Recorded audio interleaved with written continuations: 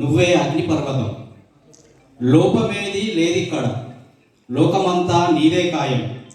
ఒక చేయి ఆడకపోయినా నీ ఆశయమే బలం, ఒక అడుగు ఆగినా నీ ఆత్మ నడుస్తూనే ఉంటుంది. ఎందుకంటే నువ్వు సాధారణ మనిషివి కావు, నీలో ఉంది ఒక అనంతమైన శక్తి. శరీరపు కష్టం శాశ్వతం కాదు, మనసుదే అసలైన స్ఫూర్తి. వైకల్యం అనేది చిన్న అడ్డంకి, గెలవడమే నీ విధి. ఇట్లా విధిని గేలి చేస్తూ మీరంతా ఇవాళ ముందడుగేస్తున్నటువంటి సందర్భం. ఆ సందర్భంలోంచి ఇవాళ ఇక్కడ దాకా వచ్చిన దివ్యాంగ మిత్రులకు, పిల్లలకు, అదేవిధంగా ఈ దివ్యాంగులకు సంబంధించి ఎవరైతే ఈ హాస్టల్స్ నడిపిస్తున్నారో వాళ్ళలో ధైర్యాన్ని నూర్పిస్తూ తల్లిదండ్రులుగా వాళ్ళకు అండగా ఉంటుండో వారందరికీ పేరున మా జిల్లా సమన్వయ కమిటీ ద్వారా DWO ద్వారా మీరందరికీ శుభాకాంక్షలు, దివ్యాంగుల అంతర్జాతీయ శుభాకాంక్షలు తెలియజేస్తున్నాను. కవిని కాబట్టి కవిత చాలా పెద్దగానే రాసుకున్నాను, కానీ నేను అదంతా వినిపించదలుచుకోలేదు. ముఖ్యంగా నేను అనుకుంటున్నాను, ఇవాళ అంబేద్కర్ భవన్ ఒక చరిత్ర రికార్డ్ చేసిందని నేను అనుకుంటున్నాను. కారణం ఏంటంటే ఇంతవరకు నాకు తెలిసి గత దశాబ్దన్నర నుంచి ఏ జిల్లా కలెక్టర్ కానివ్వండి ముందుగానే సమయానికి విచ్చేసి పిల్లలు చేస్తున్నటువంటి వారి యొక్క నృత్యాన్ని చూస్తూ ఆనందించడం అనేది నేను నా కళ్ళ నిండా ఎప్పుడు చూడలేదు. ఇవాళ మేడం గారు నేను ఒకటి ఆపు, పాపం మేడం టైం అవుతుంది వెళ్దాం ఆపు అంటే మేడమే చూద్దాం అని ఇంకా 3-4 ప్రోగ్రామ్స్ తను చూడడం జరిగింది. ఈ సందర్భంగా మనందరి తరఫున జిల్లా కలెక్టర్ గారికి ప్రత్యేకంగా ధన్యవాదాలు తెలుపుతున్నాను. ఇది కదా మనం కోరుకుంటున్నది ప్రతిసారి. మన ఆట మనమే చూడడం కాదు, మన ఆట మన పాట మనమే చూడడం కాదు, మన ప్రతిభను ఇతరులు చూడాలి. అందులో ముఖ్యమైన వ్యక్తులు చూస్తే ఇంకా మనలో ఉత్సాహం కలుగుతుంది. సో అటువంటి ఉత్సాహం కలిగించినటువంటి ఇవాళ కలెక్టర్ గారికి, అధికారులు కూడా ఇవాళ ముందే విచ్చేశారు. వారందరికీ పేరున వ్యక్తిగతంగా మా కమిటీ తరఫున DWO పక్షాన ధన్యవాదాలు తెలియజేస్తున్నాను. మిత్రులారా, నేను ఒక 5-6 నిమిషాలు సమయం తీసుకుంటున్నాను. ఎందుకంటే విషయాలు కలెక్టర్ గారి దృష్టికి వెళ్ళడం అనేది కాస్త అవసరము. ఎందుకు ఈ విషయాన్ని చెప్తున్నంటే, కలెక్టర్ గారికి మన విషయాలు తెలియకపోతే వారు ఏదైతే మనకు సేవ చేయాలనుకుంటుందో, మన హక్కులను కాపాడాలని అనుకుంటుందో అవి తీరవు. కాబట్టి నేను 2-3 విషయాలు మేడం ముందు ప్రస్తావించి నా యొక్క ఉపన్యాసాన్ని నేను ముగిస్తాను. ఇవాళ థీమ్ ఏమిచ్చింది మనకు? ఐక్యరాజ్య సమితి సామాజిక పురోగతిని పెంపొందించే వికలాంగుల సమ్మిళిత సమాజాలను పెంపొందించాలి అన్నది. ఏంటిది ఇది మనకు అంటే? డిజేబిలిటీ ఇన్క్లూజివ్ సొసైటీ అంటే మన దివ్యాంగులు కూడా ఈ సమాజంలో ఒక భాగం అని చెబుతుంది.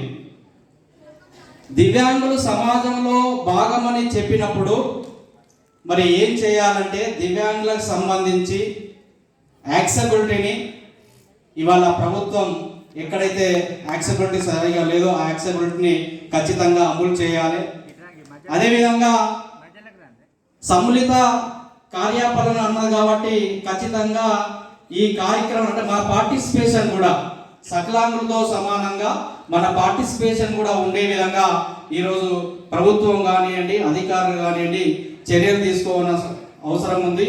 అదేవిధంగా మన ఆర్థికాభివృద్ధికి వాళ్ళు ఏదైతే పథకాలు ఉన్నాయో ఆ పథకాలు సక్రమంగా చేయవలసిన అవసరం ఉంది. ఇది వాటి థీమ్. ఈ థీమ్ను మనము చూసుకున్నట్లయితే దయచేసి ఏమనుకోవద్దు, మేము ప్రతిసారి కలెక్టర్ గారు ఇక్కడ వింటున్నారు, ప్రతిసారి ఈ విషయాన్ని నేను చెప్తున్నాను. ఇందులో మనము యాక్సెసిబిలిటీ అనుకున్నాం కదా, అంటే సరైన సౌకర్యాలు దివ్యాంగులకు కల్పించాలి. ఎక్కడి నుంచి ఇవి మొదలు కావాలి మన దివ్యాంగులు? ఇది 2016 యాక్ట్ కూడా చెప్తుంది, కానీ యాక్ట్ అనేది ఎక్కడ సరిగా ఇంప్లిమెంట్స్ కావడం లేదు. నేను గతంలో చెప్పాను, ఇవాళ ఇప్పుడు కూడా చెప్తాను, మన దగ్గర నుంచే చూసుకుందాం. ఇవాళ దివ్యాంగులు ఈ అంబేద్కర్ భవన్లో నాలాంటి వాళ్ళు లేదా వీల్ చైర్ ఉన్న వ్యక్తులు ఈ స్టేజ్ ఎక్కాలంటే ఒక ర్యాంప్ సౌకర్యం కల్పించవలసిన అవసరం ఉంది వీల్ చైర్ రావడానికి. ఇవాళ ఇక్కడ లేదు, ఇక్కడి నుంచి మొదలవుతుంది మన కష్టం. ప్రతి సందర్భంలో నేను ఈ భవన్లో ప్రోగ్రామ్ చేసినప్పుడు మాట్లాడినప్పుడు, నేను మిగతా ప్రోగ్రామ్ చేసినప్పుడు ఇదే చెప్తున్నాను, ఒక యాక్సెసిబిలిటీ ఇక్కడ లేదు, ఇక్కడ లోపం ఉంది. కలెక్టర్ గారు అన్నిదా భావించకూడదు. కలెక్టర్గా మన ఆఫీస్కి వెళ్ళినప్పుడు అక్కడ ఒక వీల్ చైర్ సౌకర్యం ఉంటే నలవడైన వాళ్ళు పూర్తిగా పాదాల మీద వెళ్ళే వారికి అక్కడ వీల్ చైర్ అందుబాటులో ఉంటే ఏ ఆఫీస్ కంటే ఆఫీస్కి తీసుకెళ్ళాలి. అది ఫిజికల్ ఫెసిలిటీస్ జీవో 31 చెప్తుంది, కానీ ఆ ఫెసిలిటీస్ అనేది ఆ కార్యాలయంలో మేడం లేదు. అంటే మా గొంతేమో కోరికలు కాదు, మా యాక్సెసిబిలిటీ గురించి చెప్తున్నాం. అదేవిధంగా మా బండ్లు మీ పార్కింగ్ కార్ దగ్గరికి వెళ్ళే వరకే పరిమితం అవుతున్నాయి, కానీ మళ్ళీ ఆ మెట్లు ఎక్కాలంటే ఇబ్బంది అవుతుంది, అక్కడ కూడా యాక్సెసిబిలిటీ లేదు. అంటే మా వీల్ చైర్ కాస్త ముందుకని వస్తే మీ క్యాంపు మాకేమైనా సమస్యలు ఉంటే మీ ఛాంబర్కి వచ్చి రావడానికి ఫ్రీగా ఉంటుంది, అక్కడ ఎవరు మాకు హెల్పర్స్ ఉంటారు. అంటే మొన్న నిర్మించినటువంటి కలెక్టర్ కార్యాలయంలోనే మా దివ్యాంగులకు సంబంధించి యాక్సెస్ లేకపోతే పాఠశాలలో, ప్రైవేటు కార్యాలయాలు లేదా గవర్నమెంట్ కార్యాలయంలో మా పరిస్థితి ఏంది? మేము ఎక్కడికైనా వెళ్ళాలన్నా, మా సమస్యలను చెప్పుకోవాలనుకున్నా, మా దరఖాస్తులు పెట్టుకోవాలన్నా మా పరిస్థితి ఏంటి? ఈ విషయంలో కాస్త మీరు చొరవ తీసుకోవాలి. కనీసం మాకు ఎక్కడైతే వెళ్ళాలని పరిస్థితి వస్తుందో కలెక్టర్ లాంటి కార్యాలయం కానీ ఇటువంటి ఫోకస్ ఏదైతే బిల్డింగ్స్ ఉన్నాయో అటువంటి విషయాల పట్ల కాస్త మా దివ్యాంగులను దృష్టిలో ఉంచుకొని కన్స్ట్రక్షన్ చేయవలసిన అవసరం ఉందని కోరుకుంటున్నాను. ఎందుకంటే ప్రతి బిల్డింగ్ నిర్మించినా కూడా మా దివ్యాంగులకు సంబంధించి 1%, 2% బడ్జెట్ అది ఉంటుంది, కానీ అది సాధారణంగా కలిపి మాకు దివ్యాంగులకు ఎటువంటి ఫెసిలిటీ లేదు. నేను గత 6 నెలల క్రితము కలెక్టరేట్లో దివ్యాంగుల కోసము ఫ్రెండ్లీ టాయిలెట్ నిర్మించారు, కానీ ఫ్రెండ్లీ టాయిలెట్లో మొత్తం చెత్త డస్ట్బిన్కి ఉపయోగించారు అన్నట్టు. అంటే ఫ్రెండ్లీ టాయిలెట్ అది వినియోగం లేకుండా చేయడం, నేను దాన్ని గమనించి చెప్తే తర్వాత ఫ్రెండ్లీ టాయిలెట్ దాన్ని వినియోగంలోకి తెచ్చారు.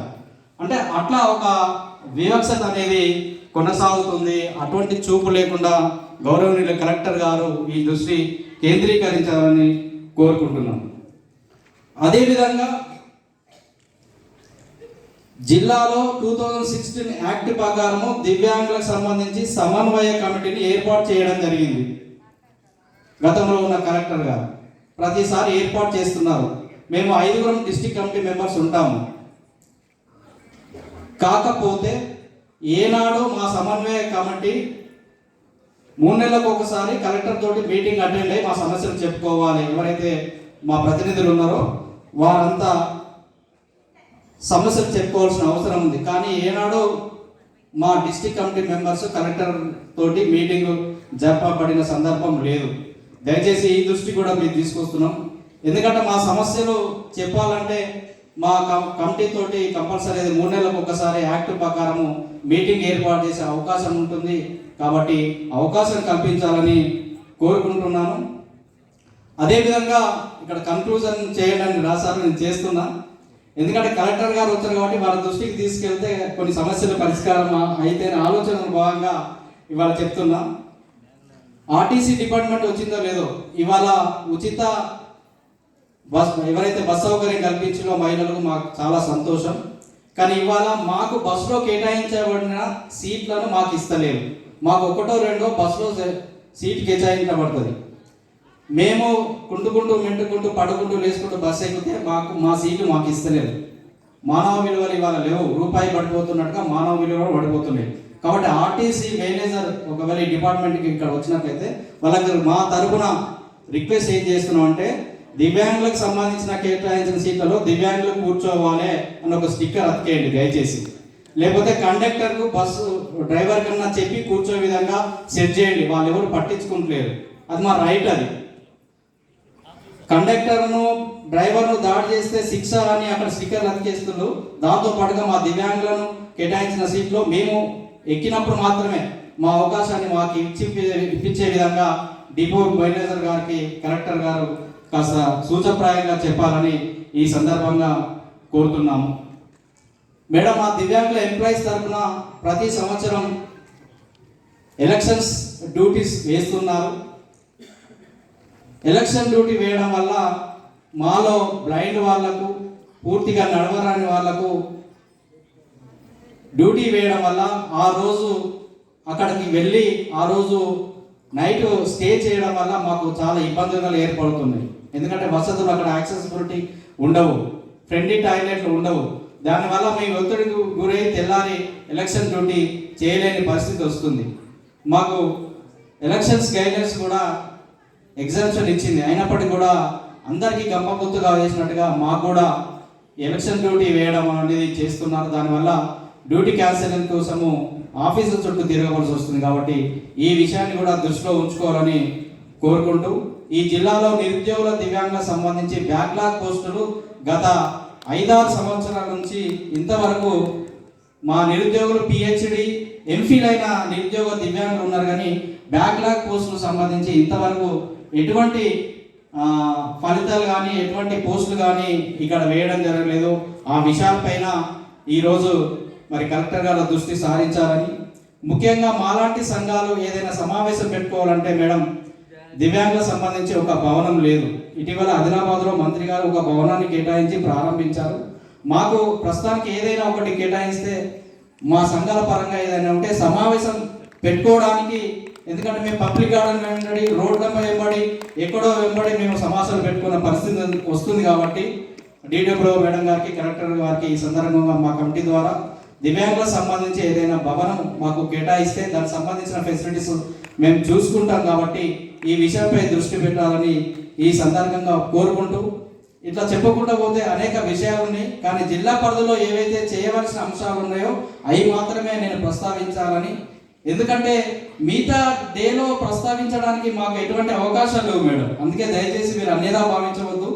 మీరు ఇవాళ ఉన్నారు, ప్రత్యక్షంగా వింటారు, ఆ ఆలోచన భాగమే. కానీ మేమంతా ఇక్కడ ఏదో సమస్యలు విన్నవించడానికి కాదు, ఇవాళ సంబరాలు చేసుకోవడానికి వచ్చాము.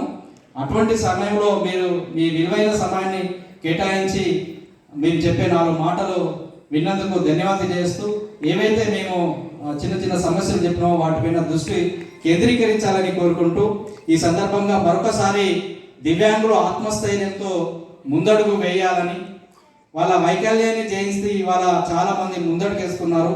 అటువంటి వారికి సకలాంగుల సమాజం వారిని గుర్తించి ప్రోత్సహించినట్లయితే ఇంకా అనేక విజయాలు సాధిస్తారని తెలియజేస్తూ, ఈ సందర్భంగా నాకు ఈ అవకాశం ఇచ్చినందుకు ధన్యవాదాలు తెలియజేస్తున్నాను. Thank you very much. Thank you sir. ఇప్పుడు ఇంతవరకు మనం ఎదురు చూస్తున్న మన ముఖ్య అతిథి జిల్లా కలెక్టర్ మేడం శ్రీ